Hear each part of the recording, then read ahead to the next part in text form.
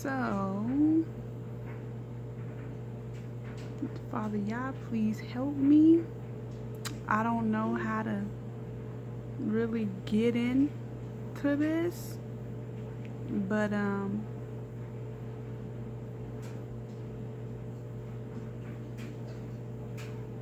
my Father has for me to give my testimony because it happened for a reason.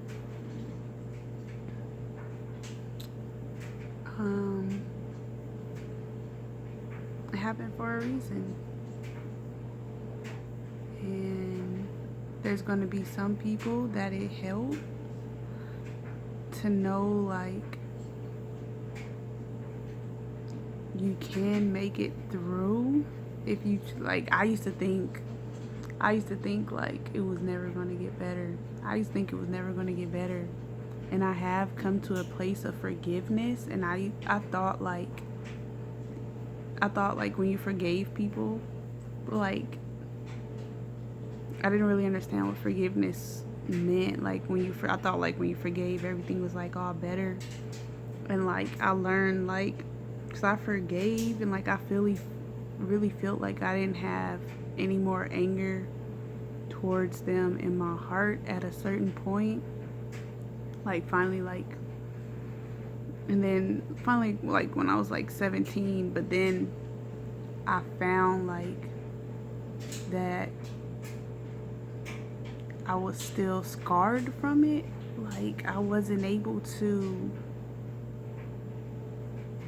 operate effectively, and like I don't know how to say what I'm trying to say, but like it affected me in other areas. Like I forgave, but I wasn't able, and still not able to do some things, and then I kind of like got angry, and I had to go through like a process of praying and trying to come back to forgiveness. But it does get better now. I feel like I do forgive them. There are still things that I need healing on. I still like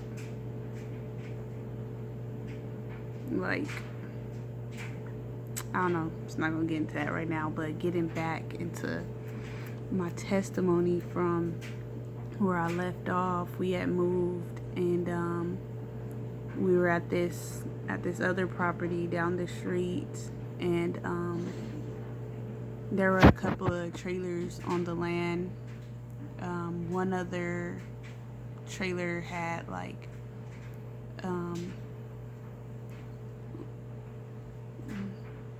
a 3-year-old. My sister was like 3 now. I was like about 6. I was about like 6 now. And they had a 10-year-old. They had another family living with them in their trailer. And then there are like some other adults on the property also. And then like around that time, my cousins started getting taken to foster care, and they had came and were like on a visiting their mom, and their mom came to one of the trailers on the property so that she could like visit with her kids, because I'm not gonna get into other people's business, but she was up there. And my cousins, they're like 4+ years older than me. 2 of my cousins, we were like playing in the yard by a pig pen, and they're with the 10-year-old with the boy, and I believe like one of my cousins was older, because they're like older than me. I never really hung out with them except for like I was around them this time period. And they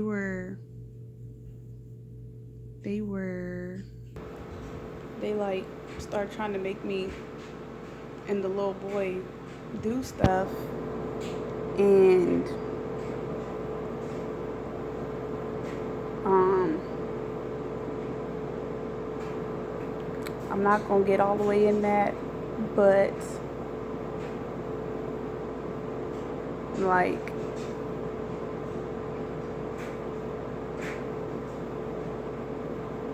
like that's like part of the reason like it's hard for me to talk around people, because it was like it was really awkward and degrading, and it just made me feel like weird around people, like not comfortable in my own skin. Like I just didn't really like to be around people because I didn't like get to play regular. I didn't get to play regularly, and then like that little boy and his family ended up like having to move, because then my cousin lied and said like that he was messing with some of the little girls, and like their whole family like had to leave, but it was really my cousins that was behind everything. And then like after that, um, I witnessed my mom get assaulted by one of the men on the property. Like he just like did not care. Like he just like in front of us was like pushed my mom down and was like try like on top of her, and my sister and me and the little girl jumped on him and was like trying to get him off, and the little girl bit him in his back, and praise y'all that stopped him. And then like it didn't stop after that though.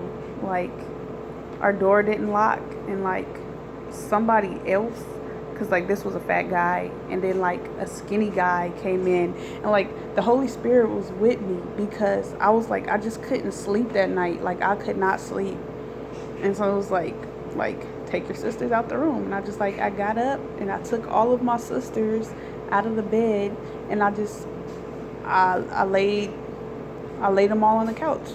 Laid them all on the couch, made my little sister a bottle, because like it was something like really bothering my spirit that night. And then like I seen somebody put their hand through the hole in the door and just like let themselves in and go in the back room to where my mom was, and I was like, oh snaps. And I was like I should go save my mom, and I was just like really scared, and I just stayed in there. I just stayed in the living room.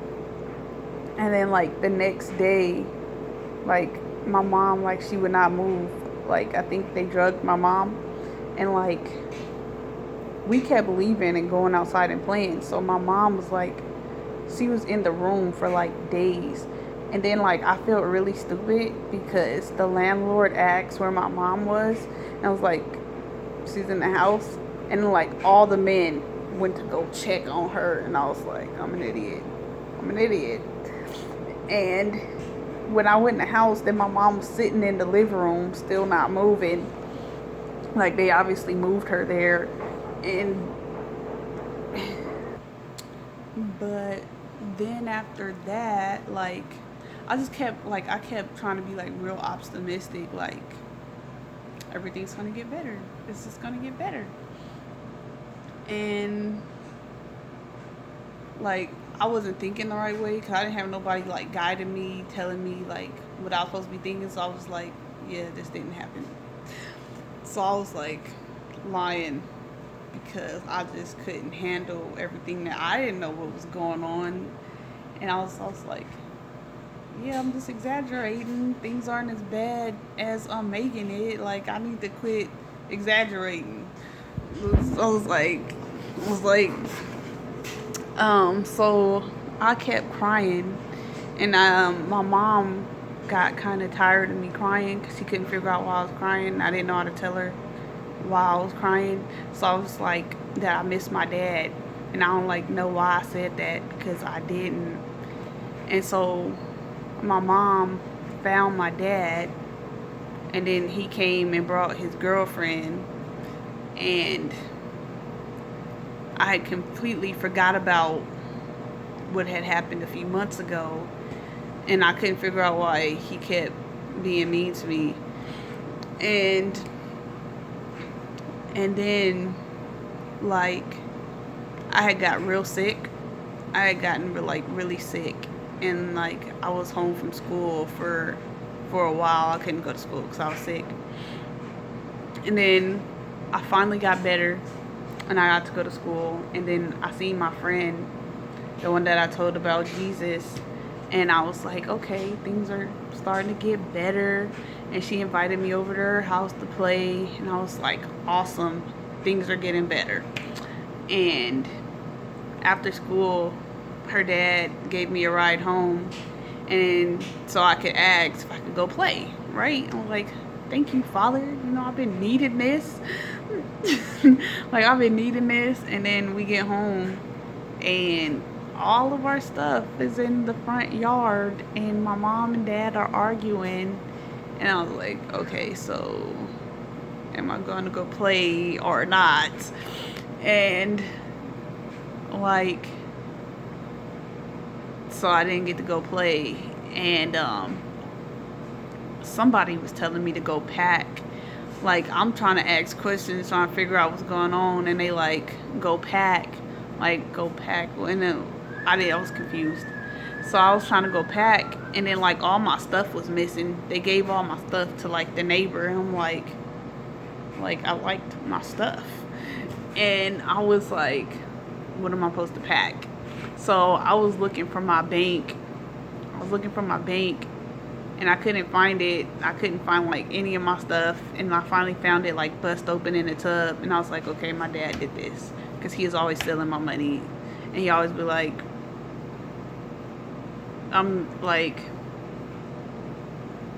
I forgot. Now I don't remember what he used to say.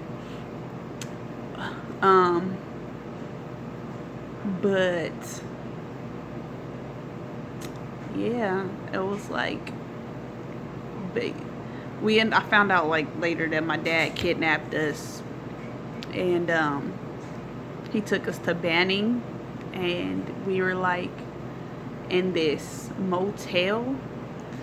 We were in this motel, and it was like so crazy and weird and random. And they were like trying to get rid of my mom, I guess, because then my dad's girlfriend came. She wasn't there that day when we were leaving, but she like met up with my dad out there. And then the first night was like really crazy, and they were like just like attacking my mom verbally, and like she left because she couldn't handle it. And then they like put her in I don't know if it was like a crazy home. It was called, what is it? It was some kind of home. They put my mom in some kind of home. I think it was called Set Free or Free Indeed or something like that. They put my mom in some kind of home, but kids weren't allowed to be there.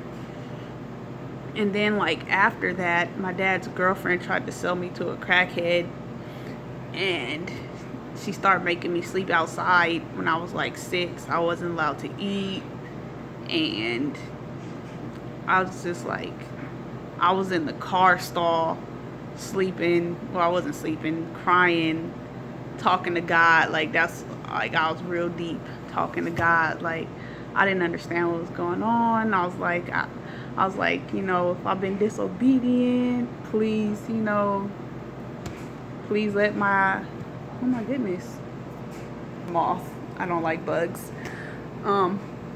Like, please let my dad love me, because I didn't understand what was going on. Like, they kept holding me down and telling my sister to beat me up and hitting me in my face with fly swatters.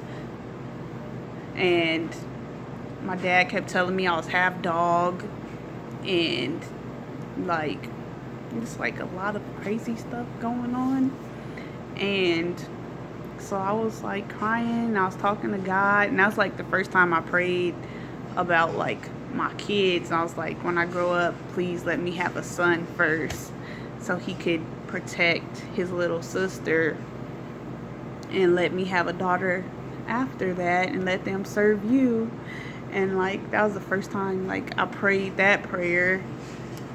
um and I was like real deep, crying my little eyes out and talking to God. And it was raining. It was raining that day. And I was just like, I was thankful because I was like hungry and I was crying. And I felt like the rain made it where like nobody knew I was crying. And I was like sitting on the curb watching TV through the window with this kid. Well, he didn't know I was watching TV, so I wasn't watching TV with him. But yeah, and things just like the devil really started attacking me because I was trying to serve God as a child. And like I really like I didn't understand why I was going through the things that I was going through, but God never left me. Like a food truck used to come by. I did not know you had to pay for the food, so I used to always go and get me a sandwich. But God fed me. God fed me. Because I used to go get me a sandwich and some coffee. Like all the kids used to go to the truck and get food. I didn't know they was paying for it, so I was like, hey, God provided some food for me. I didn't know you had to pay for it. I just got me a sandwich and some coffee with the rest of the kids, and I guess they probably, yeah, but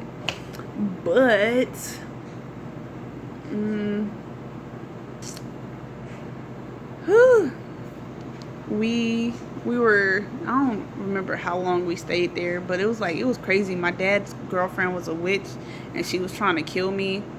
Like I heard her talking about it, like they was planning on killing me.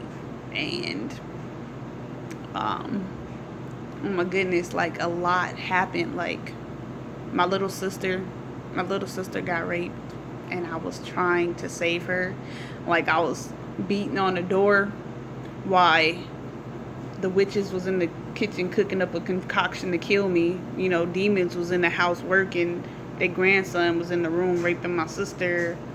And me and the granddaughter, she was nice and she was trying to help me, but he locked the door, and I was like all my might, just like banging on the door, throwing myself against the door, trying to save my little sister. And I couldn't. But that was really like some demons, because they was up in there doing some witchcraft trying to kill me. And then at the same time my little sister was in there getting, you know, and like that made me feel really weak, because I was throwing all my might at that door, and it didn't even budge. And I was like, I'm worthless. But yeah, at the end, like the crackhead tried to pick me up from school, because he never found me in the stall. Thank God, Father Yah. He never found me. He tried to pick me up from school, and like he said he was my dad, and I was like, that's not my dad. And they took me back to class, and then like the next time I got called back, and I thought it was him, but it was like a social worker coming to get us. And like I was so happy. I don't know why, like I was just so happy. But so my father saved me from that situation too. But yeah,